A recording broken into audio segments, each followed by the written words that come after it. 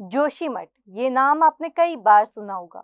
अपने वैभवशाली इतिहास पे सिर उठा के इठलाता जोशीमठ आज अपने अस्तित्व को बचाने के लिए संघर्ष कर रहा है। जोशीमठ की सिसकियां यहाँ की वादियों में साफ साफ सुनाई दे रही हैं।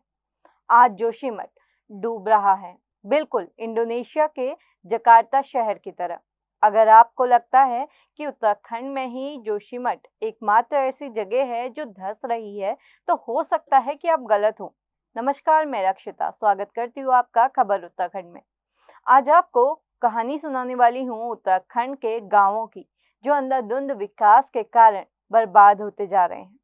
पहले जान लेते हैं आखिर जोशीमठ में हो क्या रहा है। जोशीमठ गढ़वाल के हिमालयी क्षेत्र में करीब 6160 फीट की ऊंचाई पर बसा है। ये भूकंपीय रूप से सक्रिय क्षेत्रों में से एक है। जैसे कि हम जानते हैं कि हिमालय दुनिया के सबसे कमजोर और खतरनाक पर्वतों में से एक है। इनका निर्माण इंडियन प्लेट और यूरेशियन प्लेट के टकराने की वजह से हुआ है। आपको बता दें कि इंडियन प्लेट आज भी यूरेशियन प्लेट की तरफ बढ़ रही है। इस कारण हिमालय भी हर साल बढ़ता जा रहा है। हिमालय बढ़ने की ये प्रक्रिया हिमालयी क्षेत्रों में भूकंप को जन्म देती है, और फिर जैसे ही इन कमजोर हिमालयों में भूकंप आता है तो ये क्षेत्र और भी ज्यादा अनस्टेबल हो जाते हैं। यही कारण है कि यहाँ एक लिमिट से ज्यादा मानवीय गतिविधि कभी भी नेचुरल क्लैमिटी को जन्म दे सकती है। जोशीमठ में सबसे पहले धसाव की बात सामने आई थी सन 1976 में। तब केंद्र सरकार ने इस धसाव की जांच करने के लिए कमेटी बनाई, जिसका नाम था मिश्रा कमेटी। आपको ये जानकर हैरानी होगी कि इसरो ने भी जोशीमठ को लेकर एक रिसर्च पेपर पब्लिश किया था, जिसमें जोशीमठ के सैटेलाइट इमेजेस के साथ वहां कितना खतरा है ये भी दिखाया गया था। पर विवादों के चलते ये रिसर्च पेपर इसरो की साइट से हटा दिए गए। जोशीमठ के चमकने से दरकने की कहानी पर हम पहले ही एक वीडियो बना चुके हैं। डिस्क्रिप्शन पर दिए गए लिंक पर क्लिक करके आप वो वीडियो देख सकते हैं। अगर आपको लगता है कि हिमालय के आंचल में बसा जोशीमठ ही दरारों की चपेट में आ रहा है, तो हो सकता है कि आप गलत हो, क्योंकि जोशीमठ अकेला नहीं है जो इस आपदा की मार झेल रहा है, बल्कि बागेश्वर, पौड़ी, उत्तरकाशी, टिहरी गढ़वाल और रुद्रप्रयाग के अलावा कई और शहर भी इस कैटेगरी में शामिल हैं। टिहरी में ऋषिकेश कर्णप्रयाग रेल लाइन ने यहाँ रहने वाले लोगों के अंदर खौफ पैदा कर दिया है। यहाँ लगातार हो रहे ब्लास्टिंग और भूस्खलन ने दर्जनों मकानों की नींव हिला दी है। इन मकानों में दरारें साफ साफ दिखाई देने लगी हैं। पौड़ी में भी ऋषिकेश कर्णप्रयाग रेलवे लाइन के सुरंग निर्माण कार्यों ने यहाँ के लोगों को दहशत में डाल दिया है। पौड़ी में इस निर्माण से रोडों समेत घरों पर भी दरारें दिखाई देने लगी हैं। रुद्रप्रयाग के मरोदा गांव में भी ऋषिकेश कर्णप्रयाग रेल लाइन निर्माण ने यहाँ रह रहे लोगों का खतरा बढ़ा दिया है। जब यहाँ सुरंग निर्माण की गई, तब कुछ घर तो इसी निर्माण के दौरान धराशायी हो गए थे, और जो बचे खुचे थे वो अब गिरे तब गिरे की स्थिति में है। बागेश्वर का कपकोट भी इस अनियंत्रित विकास की चपेट में आ गया है। बागेश्वर के खरबगढ़ गांव के ठीक ऊपर एक जल विद्युत परियोजना की सुरंग की पहाड़ी में गड्ढे बना दिए गए हैं, और यहाँ जगह जगह से पानी का रिसाव हो रहा है। इसी के साथ यहाँ से भूस्खलन की भी कई खबरें आई हैं। उत्तरकाशी के मस्तरी और भटवाड़ी गांव में भी भूधसाव का खतरा मंडरा रहा है। यहाँ साल 1991 में आए भूकंप ने कई घरों में दरारें पैदा कर दी थी। 1996 में इन घरों के अंदर से पानी भी निकलने लगा था, जो आज तक जारी है। घर जिसे व्यक्ति सबसे सेफ प्लेस मानता है, आज उत्तराखंड के लोग उसी घर में असुरक्षित महसूस कर रहे हैं। उत्तराखंड में लगातार भूधसाव का खतरा हिमालय जैसे नाजुक पहाड़ में हो रहे अनियोजित विकास कार्यों की वजह से बढ़ रहा है। सरकार भूधसाव के कारणों की जांच तो करवा रही है, पर उन एजेंसियों की रिपोर्ट को सार्वजनिक नहीं कर रही है। आपको बता दें कि उत्तराखंड के हिमालयी इलाकों में न तो विकास प्राधिकरण में पर्याप्त इंजीनियर हैं, न कोई टाउन प्लानर। यही कारण है कि पहाड़ों में कई सालों से मैदानों के लिए बनाई गई विकास प्लानिंग लागू की जा रही है और आज इसका अंजाम पहाड़ भुगत ही रहे हैं।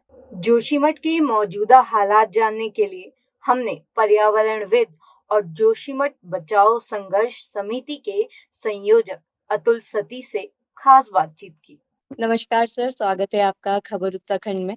मैं रक्षिता और हमारे साथ आज अतुल सतू जी हैं। सबसे पहला सवाल मेरा आपसे ये है कि जोशीमठ के अभी जो मौजूदा हालात हैं वो क्या है? मौजूदा हालात तो जो पहले स्थिति थी कि वहाँ घर मकानों में दरारें थी और लैंड सब्सिडेंस की वजह से बहुत सारी जमीन जो है नीचे धंस गई है, खिसक गई है। तो वो स्थिति वैसी ही है और मानसून की बारिश के बाद बल्कि हालात थोड़ा और बुरे हुए हैं और बहुत सारी ऐसी नई जगहों में धंसाव हुआ है, भूस्खलन हुआ है, जहाँ जो है पहले नहीं था। इसी अगस्त महीने में बारिश के बाद जो है जोशीमठ के जो ऊपरी इलाका है वहाँ धंसाव, भूस्खलन, नया भूस्खलन हुआ है, दरारें आई। नई जगहों पर जो है ये जो आपदा है वो फैली है, उसका विस्तार हुआ है।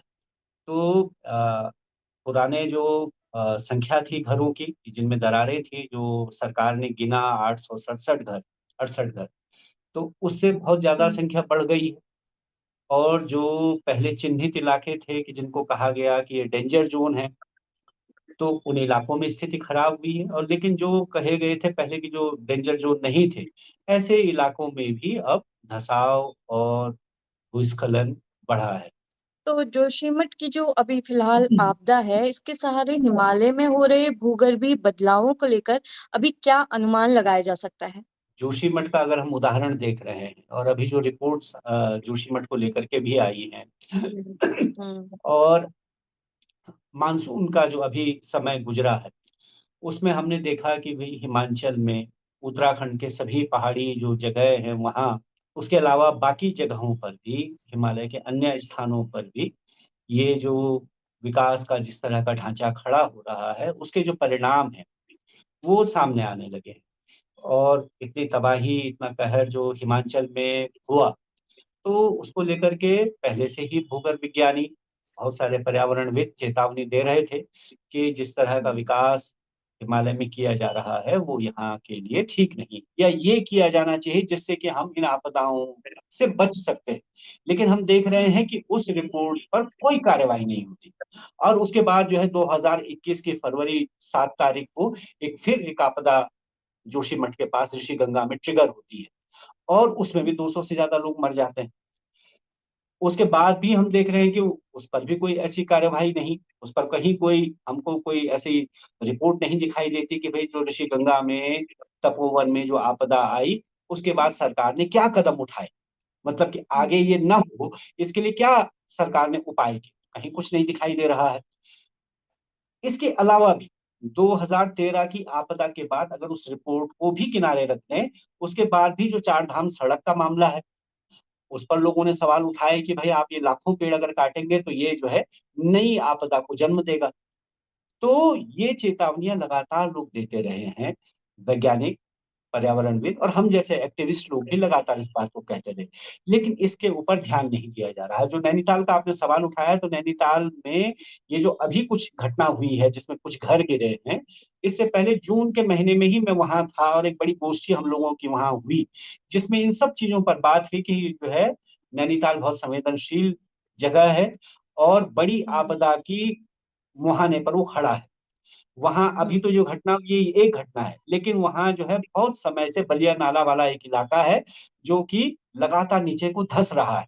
और अगर वो इलाका नीचे को आता है तो नैनीताल की एक पूरी बस्ती नीचे को आने को तैयार है। तो इस पर लगातार वहां हमने प्रेस कॉन्फ्रेंस की, वहां हमने गोष्ठी की, उस पर बात रखी और नैनीताल के लोग भी लगातार इस बात को उठा रहे हैं, लेकिन सरकारों का इस पर कोई ध्यान नहीं है। सरकार जो है किसी बड़ी आपदा का इंतजार करती है, जिसमें जब कुछ लोग मर जाएं, कुछ हो जाए, तब थोड़ा बहुत उसमें एक्शन होगा। वो भी क्या होगा कि आप आपदा की राहत बांट देंगे, आप आपदा के बाद जो है कुछ व्यवस्था उनकी कर देंगे।